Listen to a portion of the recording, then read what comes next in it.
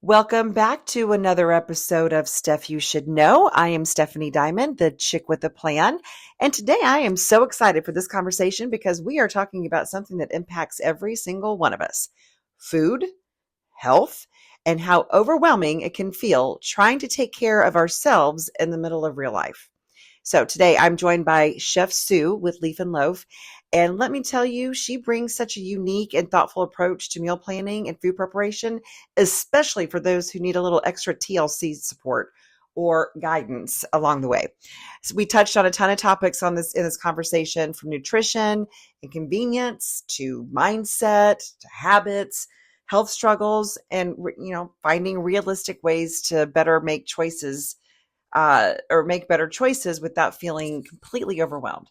So honestly, I already know this one is one of those conversations we're going to have to continue in the future episodes. So go ahead and grab a snack, hopefully a healthy one, and let's jump in.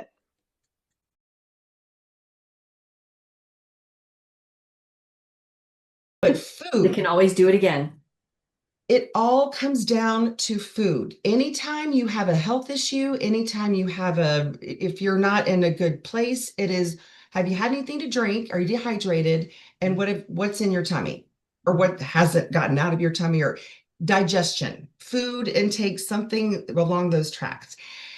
And you are coming in at such a fundamental level in someone's journey to health, because if you're not putting the right things in, nothing else is going to work right. And I think that I'm personally going through a very tumultuous love-hate relationship with food, because I have seen how it affects different people in my life in completely different ways, different capacities, in such that it is hard for me to even meal plan, because there's like grilled chicken and broccoli and baked potato, and that's about all that anyone, if I brought people together, that's all people, with a low The salt. Venn diagram has three things in the middle.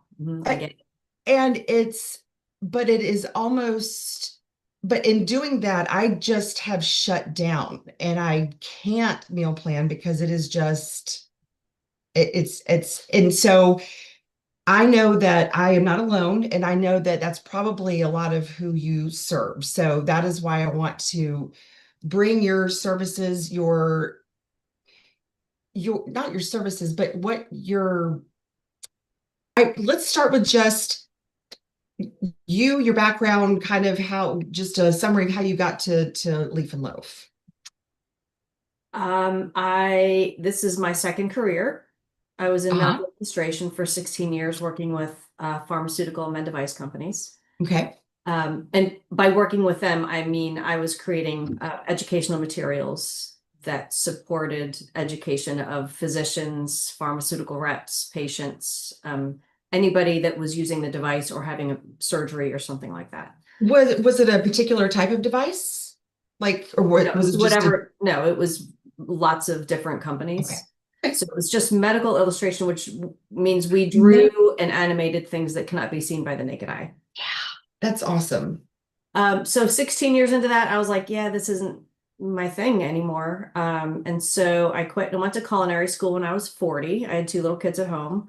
I came out of culinary school and I ran a restaurant for 5 years. I was the only chef in that restaurant. It was the most amazing experience I could have ever asked for, being a mom with two little kids, because I knew the nighttime scene wasn't going to be my thing. Like restaurants with bars, like It's brutal. Yeah. that was Yeah. not the life I wanted for myself and my family. So, Right. so this restaurant ended up being a cafe, and I got there at 5 a.m. and I left at 2:30 p.m. and got home and got my kids off the bus. It was schedule wise amazing, experience amazing, learning curve amazing. Like it was Uh-huh. just all so, so good.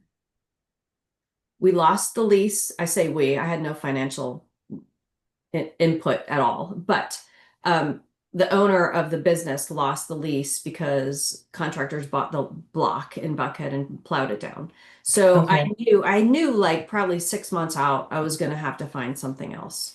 All right. And I decided when I was in culinary school, I knew I wanted to work for myself, but lesson learned here. always work for someone else for a little while and figure out what you really want and what you don't want and learn while you're being paid and then go out on your own.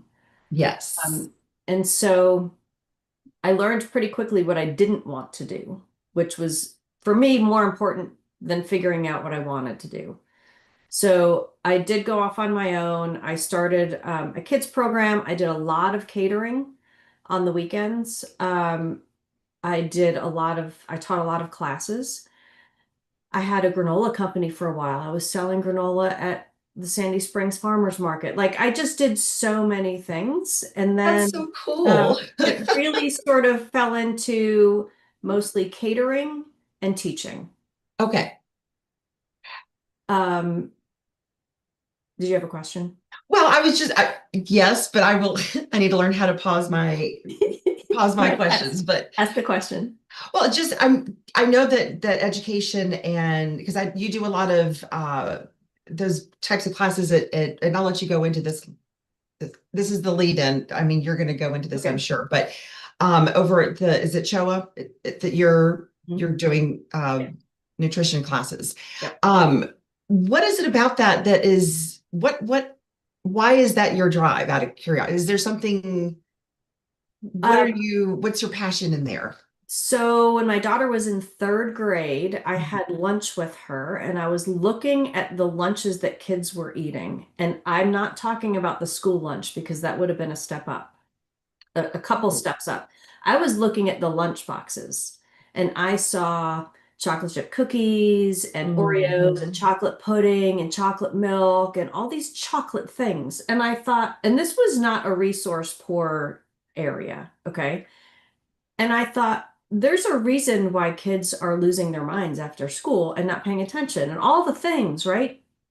And I thought, my kids, I'm not going to say they always ate great. You know, we went through the fish sticks and chicken nuggets phase before I really got We into all do. food. Sure. But they would take dinner leftovers for lunch. And so my kids got to be known as the kids where the lunch monitors and the lunch ladies would come over every day to see what they were having for lunch. Even their preschool teachers still comment to me about how they came in with shrimp cocktail and olives. And I was like, it was just left over from dinner. So, That's awesome. so looking at those lunch boxes made me say, this is not okay. This is not the way we need to be feeding kids. And no Right. judgment, but all judgment, Sure. right?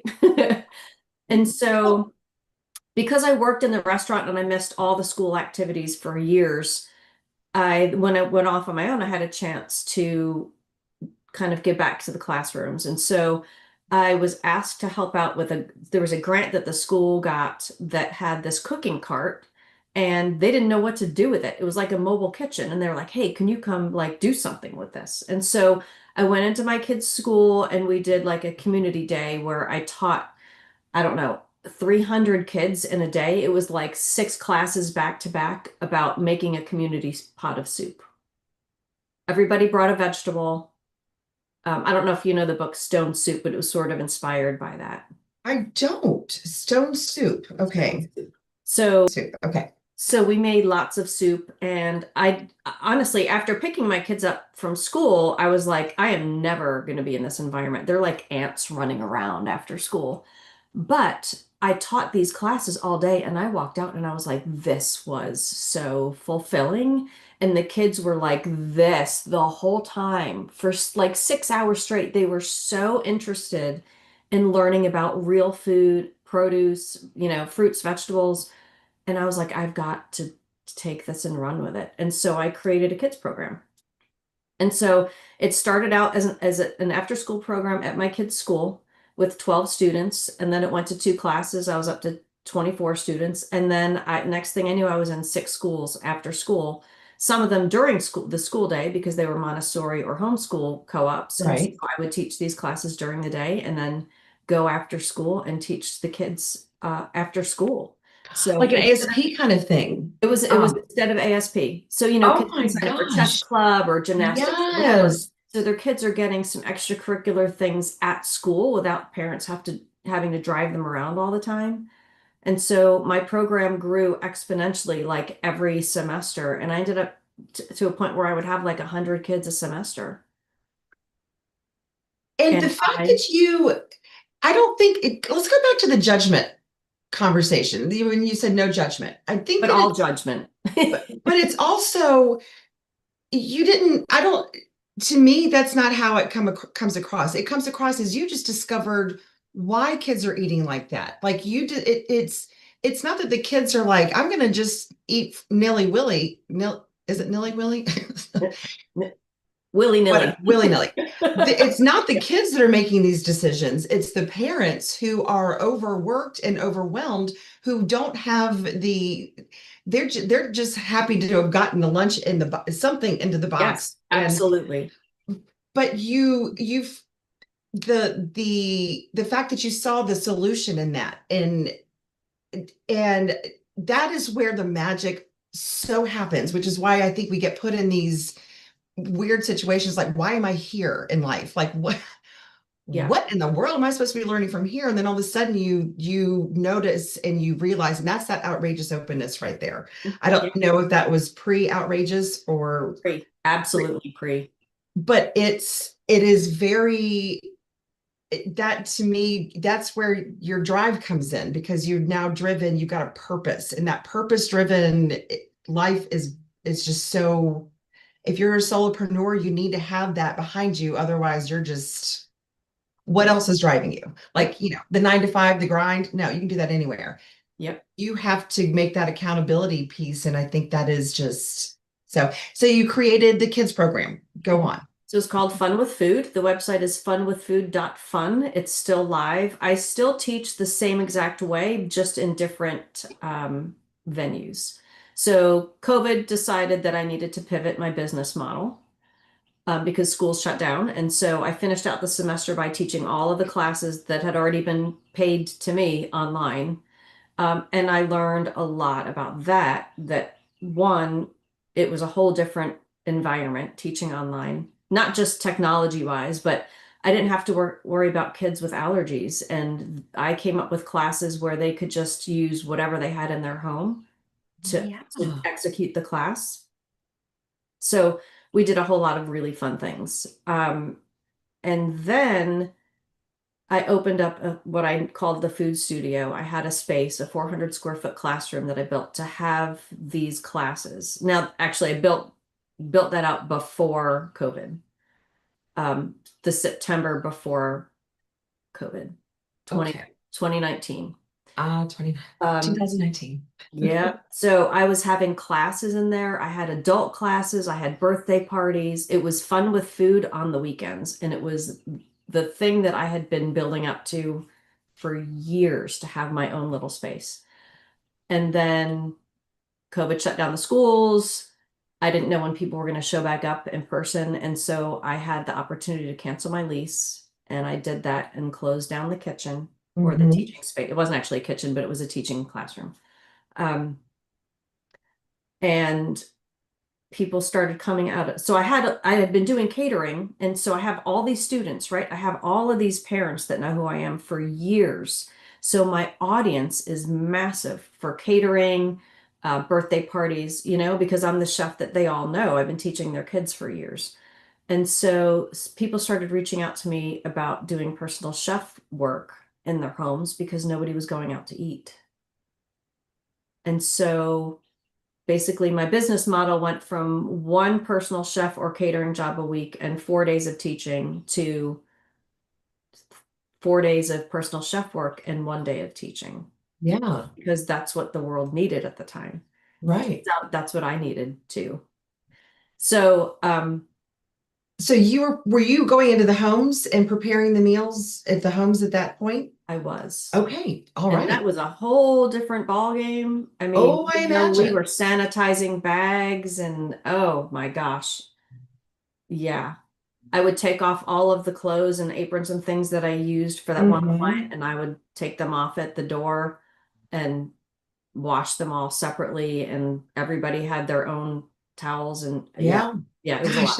It was a lot. It's so crazy to think how not so long ago that extreme was here. And then all of a sudden we've been to ERs and hospitals and no one's wearing a mask, no glove. It's just No, like, it's crazy. so Yeah. anyway, go on. So I started building up my personal chef business, and I will always teach. Um, for and I've sort of expanded to teaching adults, even though I preferred at the time to teach kids because they were a little bit more open, and I thought that I would get more accomplished in helping people eat real food by starting with kids that were, more able to be challenged, like, hey, just try this, hey, just try this. Because Right. I could get kids to eat things that their parents couldn't, just like other people could get my kids to eat things that they would not eat for me. Sure. I mean, it always tastes better when So, someone else cooks it. right. Or when someone else says, hey, pick up something red and pick up something green and eat them together and see what happens. Because it was a lot of experimentation and There's challenges and projects. It wasn't a cooking class, it was a right. food experimentation class. So, Well, and food itself, natural food is very pretty and the colors are nice. And there's a lot of cool aspects to natural food absolutely. that some kids just didn't even realize. So, Yes. Yes. um, go So, on. so if we kind of speed up the clock to today, I service personal chef clients Monday, Tuesday, Wednesday, once in a while on a Thursday, but then I also teach on Thursdays and Fridays. And I teach at the Cancer Wellness Center at Piedmont for patients, caregivers, family members, friends who are supporting people on a cancer journey. Um, I teach at CHOA, Children's Healthcare of Atlanta, Mhm. in the kitchen, their teaching kitchen. Mostly I teach kids that have just, and their families also, separate classes, but then we come together when the teens have just been diagnosed with type 2 diabetes. Mm. And I also teach community classes at night there, where you don't have to be a patient of CHOA. You can just be a kid and come in and take the classes, which are just like the fun with food classes I taught in schools. Yeah. It's just not in a school. It's in a Which, hospital. by the way, that's what I thought you were yesterday at our meeting. I thought you were referring to one of those meetings. I would Yeah. love at some point to come in and see one of those meetings, but you were talking about what this Presenting. Thursday. Yeah, yeah, Yeah, yeah. I had my other bad. people that were a little caught off. Yeah, they asked me the same questions, and I was like, no, I'm presenting at Hey, UNI next week. you sparked interest. That's good. Yes, That's well, good. that was the whole point. And I also teach at Kennesaw State University, which is a class that is supported and it was created by in the Student Center for Dietetics and Nutrition and the Health and Wellness Okay. program. So these are not for credit classes, they're just for fun, and they are overwhelmingly popular with wait lists every single time. So do you have classes for folks that are, and this might be just kind of jumping, this is a little heavier of a question. Do you offer types classes for people who need your services? They may not necessarily have dietary needs to go into a hospital kind of setting to take a class or that kind of thing, but they just need help coming up with a menu, maybe some guidance, a consultation, Mhm. maybe is a better word. Do Yep. you provide that type? Is that a menu option on your? Yeah. No pun intended. That is a great question, and the answer is yes. Okay. So I do offer personal chef services due to schedules and budgets and timelines and all the things. It's not always a good fit for everybody, and that's Right. totally fine. But if it's not a good fit and you still need some support and some guidance with coming up with a new weekly menu, or you just need to know about some new substitute, like let's just say you love to cook and you cook all the time, but now you're being guided in the direction of you need to eliminate dairy and gluten. And I always go to those two because I've been dairy free for the most part and gluten free for like 20 years. Yeah. Um, I can help you with some substitutions and how to navigate that because it doesn't have to be overwhelming. It doesn't have to be full of processed foods that are gluten free, Right. that are also full of chemicals and white flours and things that are not even good for us. Just Yeah. because All the other bad stuff. free Just because it's gluten free or dairy Uh, does not mean it is nutritious. absolutely. And then I'm also I'm putting together some workshop opportunities for people like I've had a couple of people reach out in the last few weeks saying, hey, I've got this group of 15 people who are my clients, and they would love to know more about meal prep, food waste, how to cook for one. So I'm working on that so that it would not involve touching food. It will not be a hands-on cooking class or anything like that. It'll just be either a Zoom or an in-person where we talk like this. Yeah. And I tell them all the little tips and tricks I have for not wasting a fresh bag of spinach because you can't eat the whole thing in a week, or what if you want to eat something creamy and you can't have dairy anymore? Well, here are some, good ways to mimic dairy with more nutrient dense options. So those types of things. Will you be talking about this next week in your presentation? I absolutely will be. Because, and not to just assume your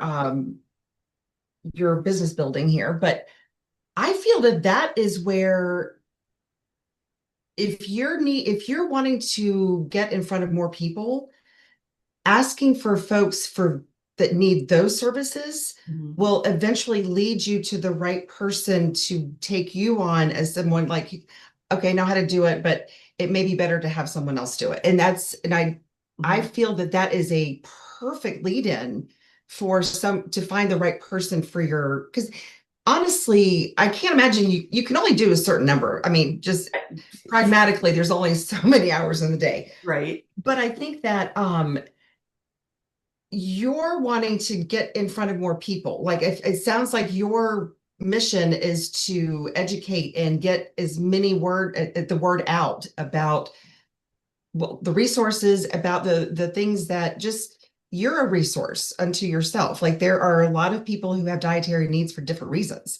And I think knowing that Leaf and Loaf is we do this, but we take it beyond, because you're not just wanting to feed your clients, you're wanting your clients, I imagine, and we'll talk about this we talk about how you create a menu for your client.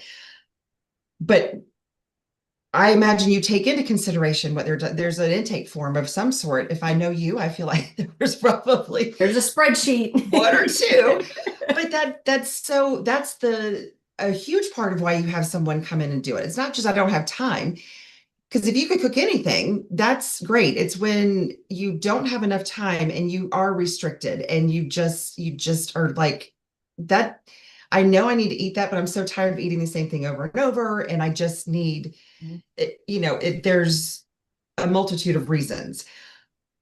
But sometimes once someone gets past that, when they know how to do something, that anxiety kind of subsides and they kind of calm down a little bit and they can kind of self-regulate. And that trickles down into getting the kids fed well so that they're doing well. And which I would imagine would open up another opportunity for you to help someone else. So when you bring a client on, how long do they usually, is it a long-term type of thing, do you find, or is it just to keep people back on track, or a mixture of? It's so varied. Yeah. I mean, over the last 10 years, I've had clients that have called me and they just need me for 6 weeks while they're recuperating from a shoulder surgery or Okay. open heart surgery, and they can't have sodium or phosphorus, or, it has to be a low iron diet while they're, getting through that phase of life. Right. I have some clients. So I have a client right now. It's a husband and wife. They both are living at home. They both have 24/7 caregivers. And if it's not chicken nuggets out of a box, that's what they would be eating, because the caregivers don't prepare food. They just heat up things. Right. So I go in and I cook them a couple of breakfasts, lunches, and dinners for them to eat every week. I literally fill their fridge. Yeah. And then they get to eat real food, which is a privilege and an honor for me. So I've been cooking for them for 4 years, and I've started cooking for them before they both had gone into a medical rehab facility for two different reasons. Um, so I'm going down a rabbit hole here, but No, rabbit hole it off. they are not about the healthiest food. They are just about eating real food. They don't have any dietary restrictions except Yes. dairy. And it's so lovely for me. I mean, the husband has dementia, and I just recently went through that with my father-in-law, and I know that when I would go visit my father-in-law, I would bring him good food. And I knew how much he loved that because he loved my food. And so I see that with my current client. He is always at the table eating. And if there's one thing that I can help him while he's in hospice care, it's preparing food that he really loves, because it's that's I feel like one of the few things left for him, and I'm getting all choked up thinking about it. So so there's that. Okay. That's just one client. I have some clients who are just super, super full with life. You know, two doctors in the house, two kids in the house, everyone all Lawyers. over the place. Yeah. You know, they just need a couple of meals. Like, I don't fill their fridge. They just need two meals, which they can eat two times. So that's Right. four dinners, Yeah. and maybe some lunches that they can eat, that they can just come home and cook, reheat, and know that they're eating good, clean food. All right, what did I tell you? Okay, that wraps up another episode of Stuff You Should Know. A huge, huge, huge thank you to Chef Sue with Leaf and Loaf for spending time with us today and sharing so much insight, encouragement, and practical advice. One of the biggest things I took away from this conversation is that taking care of yourself doesn't have to look perfect. It just has to start somewhere. And having the right people in your corner can make all the difference. So we covered many, many topics, many incredible topics today. And trust me, this is definitely not the last conversations Chef Sue and I are going to have together. So if today's episode resonated with you, make sure you stay connected. Share this with someone who could use a little inspiration, and keep showing up for yourself one step at a time. Thanks for hanging out with us, and I'll catch up with you next time on Stuff You Should Know.